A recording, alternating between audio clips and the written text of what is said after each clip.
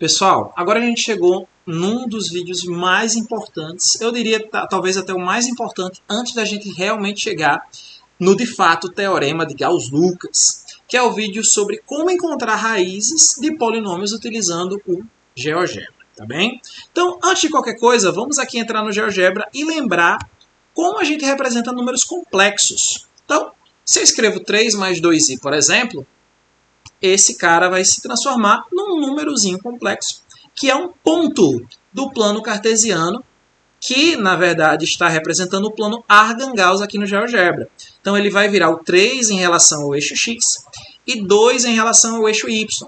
Se eu escrever aqui, ó, 2 menos i, 2 menos i vai se transformar nesse outro ponto aqui do nosso plano Argand-Gauss. Se eu escrever aqui, ó, menos 1 menos i. Então, perceba que automaticamente o GeoGebra vai nos entregando, tá bem, pontinhos no nosso plano Argand-Gauss. Beleza? Agora, engraçado. Se eu tiver um polinômio, como é que ele vai aparecer para a gente? Ele vai aparecer para a gente no formato clássico de função, tá bem? Então, vou dar um exemplo bem clássico aqui. Se eu pegar e escrever da seguinte maneira, P de Z, estou escrevendo Z, pessoal, porque geralmente o GeoGebra ele utiliza o Z para representar os números complexos. Pode ver aqui, ó, Z1, Z2, Z3. Geralmente é comum a gente utilizar o Z para falar de variáveis complexas. Então, P de Z, eu vou dizer que é Z ao quadrado, mais 1. Então, vou esconder aqui esses números complexos que eu tinha escrito. E agora eu tenho aqui, ó, uma função quadrática, né? Uma parábola clássica que a gente conhece desde o 9º ano do ensino fundamental. Como é que eu encontro as raízes desse negócio? Eu venho aqui e escrevo raízes complexas. Tá bem? Professor, por que você não coloca somente raízes? Porque quando eu coloco raízes complexas, olha o que vai acontecer. P de Z, ele vai nos mostrar no plano Argand-Gauss onde ficariam as raízes daquele polinômio, ó, Z4 e Z5. Não é incrível? Então, quem é esse Z4 e esse Z5? São as raízes do polinômio, que são justamente i e menos i, como a gente consegue ver aqui, ó, claramente e facilmente. Então, ó, Z4 é um ponto no nosso plano Argand-Gauss que representa uma das raízes. Z5 representa outra raiz. E da mesma maneira que eu fiz esse polinômio, vou esconder ele aqui por enquanto, eu poderia fazer com qualquer outro polinômio. Então, vamos fazer aqui com um polinômio mais complicado, quer dizer, um com mais termos, quer dizer, né? Vou aqui, ó, z elevado a 4, aliás, z elevado a 5, menos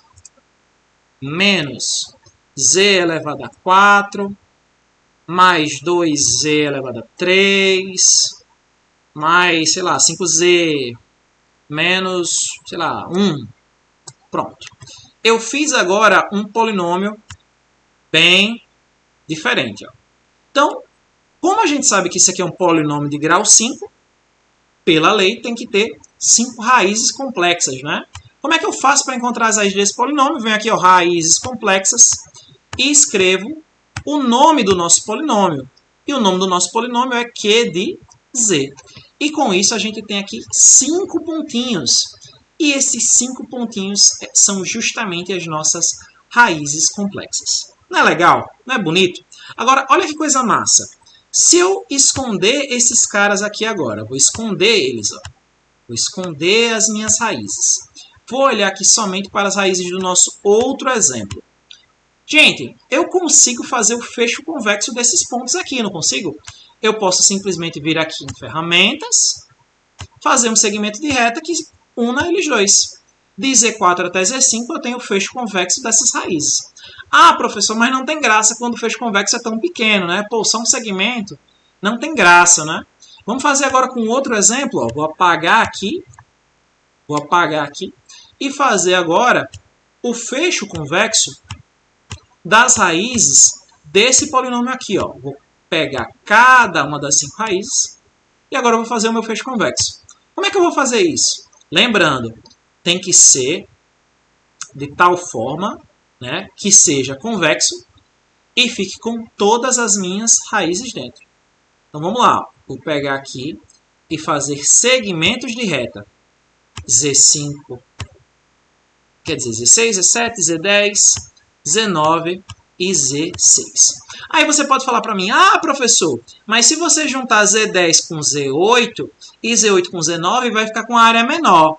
Mas aí que você se engana. Se eu fizer isso, por mais que a área fique menor, ele vai deixar de ser uma figura convexa. E não é isso que a gente quer, não é mesmo? Então, isso aqui seria o fecho convexo das 5 raízes desse polinômio que a gente acabou de escrever. Tá bem?